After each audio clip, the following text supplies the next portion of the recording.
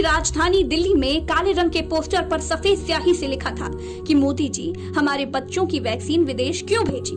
ये पोस्टर मजदूरों से लगवाए गए थे। मोदी जी से सवाल पूछते इन पोस्टर्स को देश की अखंडता के खिलाफ माना गया।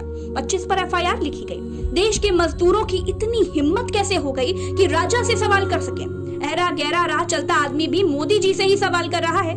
कोई राहुल गांधी से पूछ ही नहीं रहा है कि कैसे नेहरू ने देश को बर्बाद कर दिया। किसी को कोई डर ही नहीं रह गया है।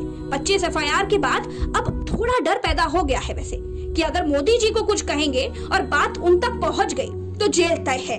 इससे राजा के प्रति सम्मान की अनिवार्यता की भावना का विकास होगा। जिन नेताओं ने पोस्टर लगवाए थे उन पर कोई एफआईआर नहीं हुई। मोदी जी हमारे बच्चों की वैक्सीन विदेश क्यों भेज दिया।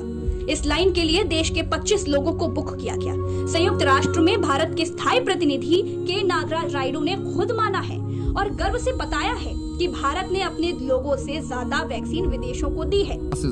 Has also supplied vaccines to over 70 nations. In fact, as of today, we have supplied more vaccines globally than have vaccinated our own people.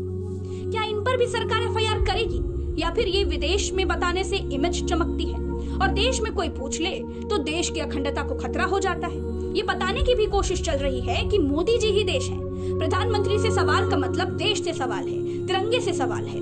Delhi में जिन मजदूरों और प्रिंटिंग प्रेस वालों पर एफआईआर हुई है उन पर चार्ज पीडीपीपी का लगाया गया है, यानी prevention of damage to public property act 1984। Hindi में इसे लोक संपत्ति नुकसान निवारण अधिनियम 1984 का कानून कहते हैं। कागजों में बताया गया है कि पोस्टर लगाने से पब्लिक प्रॉपर्टी डैमेज हो गई है, इसीलिए पोस्टर लगाने वाले मजदूरों पर मुकदमा दर्ज हुआ है।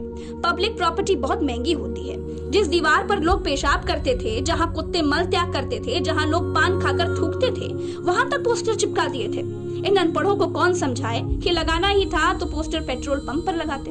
खैर, सीरियस नोट पर मैं एक बात पूछना चाहती कि जब मोदी जी किसी राज्य में जाते हैं तो उनके स्वागत में शौचालयों की दीवारों से लेकर दिशा बताने वाले साइन बोर्डों तक में लल्लू, गुड्डू, पिंटू जैसे नेता राज्यों के मुख्यमंत्री स्वागताकांक्षी बनकर पोस्टर लगा देते हैं। क्या उससे पब्लिक प्रॉपर्टी डैमेज होती है? रैलियों में पूरे शहर के खंबे पोस्टर बैनर से पाट दिए जाते हैं, क्या वो पब्लिक प्रॉपर्टी डैमेज के अंतर्गत आते हैं?